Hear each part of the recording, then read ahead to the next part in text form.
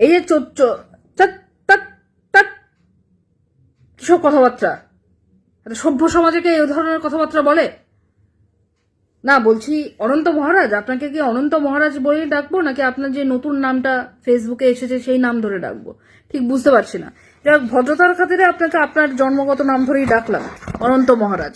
তো বলছি অনন্ত মহারাজ, ব্যাপারটা হচ্ছে যে আপনি যে নেতাজিকে নিয়ে এই যে বড় বড় কথাগুলো বলছিলেন, এই যে বিশাল জ্ঞানগুলো দিচ্ছিলেন যে এই দেশ স্বাধীন হওয়ার পিছনে নাকি নেতাজির কোনো ভূমিকা আপনি নথিতে পাননি, বলছি আপনার নিজের নথিটা ঠিক আছে তো? মানে আপনার জন্ম সার্টিফিকেট সব আছে তো? মানে আপনার জন্মের নথি ঠিক আছে তো? আপনার কাছে একবার জানতে চাইছি, তার কারণ আপনি তো নথি সম্পর্কিত কোনো তথ্য পাননি।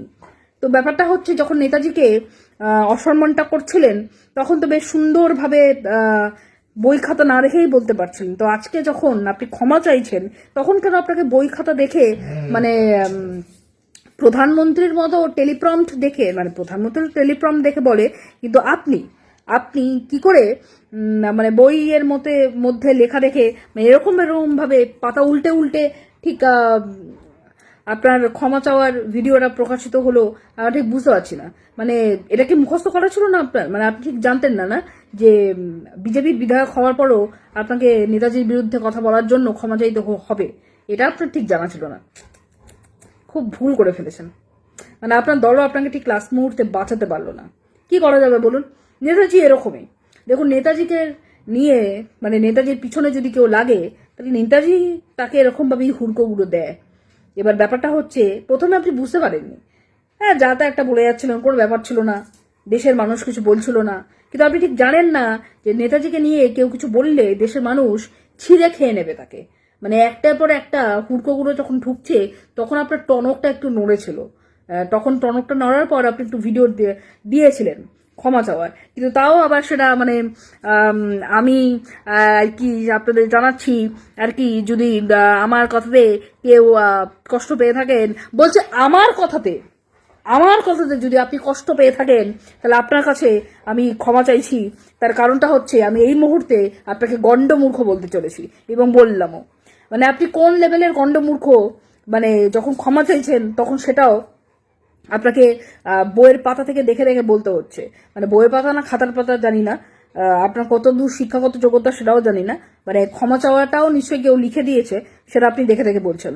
বলছি মানে মানে কতটা লেভেলের গণ্ডমূর্খ আপনি বলুন তো একটু, কোন লেভেলের গণ্ডমূর্খ? মানে মানুষ সোজাসুজি ভাবে বলুন না যে ভাই আমি যেটা বলেছি নেতাজি সম্পর্কে আমি সেটা ভুল বলেছি, আমার সেটা বলা উচিত হয়নি। আপনি এত নাটক করছেন কেন? করবেন না এত নাটক, তাহলে মানুষ আপনাকে গণ্ডমূর্খ বলবে এবং আমিও আপনাকে গণ্ডমূর্খই বলছি, লেভেলের মূর্খ। ভাই লজ্জা লাগে না?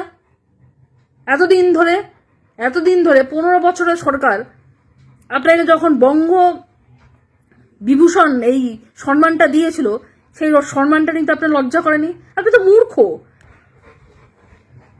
তাই আপনার নতুন নামে আপনাকে আর ডাকলাম না, পুরোনো নামটাই থাক, জন্মগত নামটা, তাহলে আপনার মান সম্মানটা কিছুটা বেঁচে থাকবে। আর আগের সরকারকে বলি আরি মারি, আপনার খুঁজে কখন পেলেন না? মাথায় মুকুট পরা, এটা কি এটা সার্কাস চলছে নাকি? সার্কাস করা মালকে একটা বঙ্গবিভূষণ দিয়ে দিয়েছেন প্রথমত, আর দ্বিতীয়ত নতুন সরকারকে ধন্যবাদ জানাচ্ছি এই বঙ্গবিভূষণ কেড়ে নেওয়ার জন্য, কিন্তু এই সার্কাস করা মালটার জন্য একদমই যথাযোগ্য শাস্তি নয়। যথাযোগ্য শাস্তি তখনই হবে যখন এর বিরুদ্ধে লিগাল স্টেপ নেওয়া হবে। মূর্খ। আর যাই হোক, এরকম মূর্খতার বিরুদ্ধে ভিডিও দেখতে হলে এই ফেসবুক পেজটাকে একটু ফলো করে দেবেন আর শেয়ার করে দেবেন ভালো লাগলে। ধন্যবাদ।